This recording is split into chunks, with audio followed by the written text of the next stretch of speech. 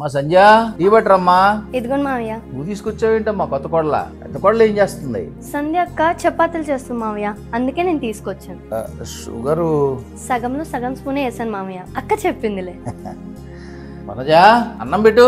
అను జల్దీ గాని మావయ్య తినడానికి కూర్చున్నారు. అక్క వస్తున్నా. ఏంటమ్మా ఇవాళ స్పెషల్స్?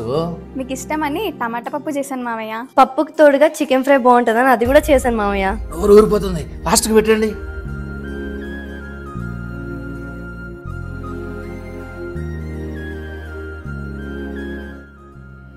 ఎందుకు అక్క డేట్ తో ఉన్నప్పుడు పనులు చేస్తున్నావు? ఏముంది లేను, కొన్నే ఉన్నాయి, నేను చేసేస్తానులే. ఈ పని నేను చేస్తాను కానీ నువ్వు వెళ్ళి రెస్ట్ తీసుకో అక్క. అన్ని పనులు నువ్వు ఒక్కదానివే చేసావు కదా, ఇది కంప్లీట్ చేసి నేను పడుకుంటానులే హను. డేట్ లో ఉన్నప్పుడు పని చేయడం కరెక్ట్ కాదక్క. నేను చేస్తాను కదా, నువ్వు వెళ్ళి రెస్ట్ తీసుకో. జరుగు. అండర్స్టాండింగ్ తో ఉండే తోడి కోడళ్ళు ఉండడం వల్ల ఆ ఇంటి మొత్తానికి అదృష్టమే కదా.